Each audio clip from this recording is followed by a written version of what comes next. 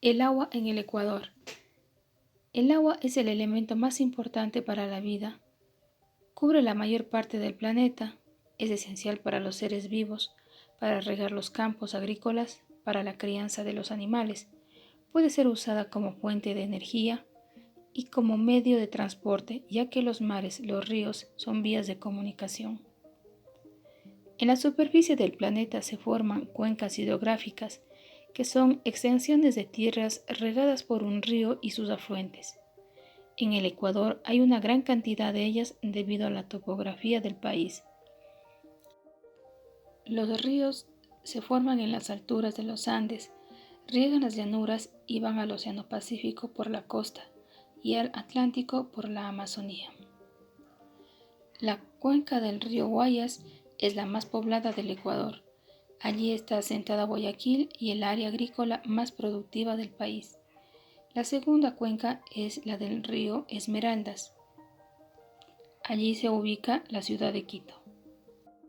La cuenca del río Pastaza cubre las provincias de Cotopaxi, Tungurahua y Chimborazo y buena parte de la Amazonía. La cuenca de Santiago Yaupi incluye Cuenca, Cañar, Loja y el Valle de Lupano. Los lagos son grandes depósitos de agua en un terreno que recoge agua de lluvia, agua subterránea o de uno o varios ríos.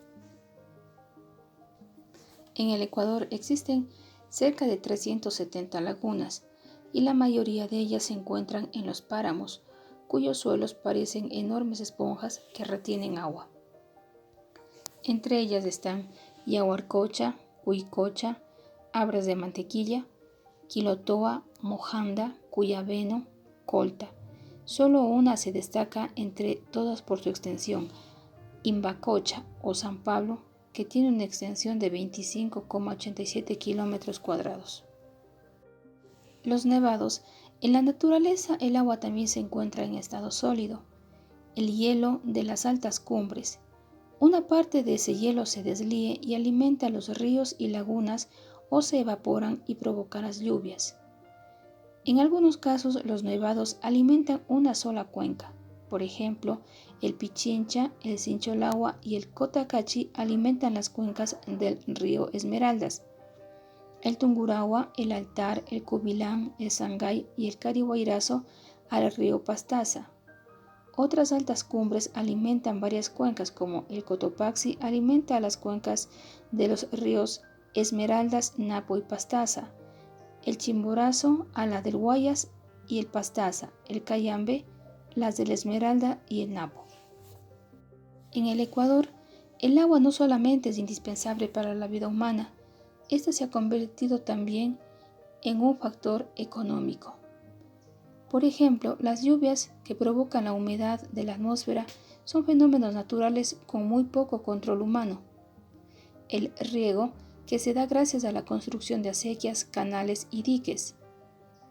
El de uso humano directo, es decir, el agua potable, que en el Ecuador este uso es cada vez más intenso, como fuente de energía que se usa para mover maquinarias hidráulicas, fundamentalmente las centrales hidroeléctricas que proveen la mayor parte de la energía del país, y también como vía de transporte, es decir, la navegación fluvial que es posible en los cursos inferiores de los ríos de la costa y de la Amazonía. El clima es un elemento determinante de la vida humana, influye en la producción económica y el estilo de vida. Es difícil de controlar o manejar. El clima no solamente es la temperatura que existe en un lugar. Esta está influenciada por la humedad del ambiente, las lluvias o sequías, la vegetación, los vientos que corren. El clima es una realidad compleja que no puede entenderse solo a partir de un elemento, sino de varios elementos como son la altitud, es decir, la ubicación de un lugar de un país. La altitud, lo cual quiere decir que mientras más alto está un lugar, tiende a ser más frío.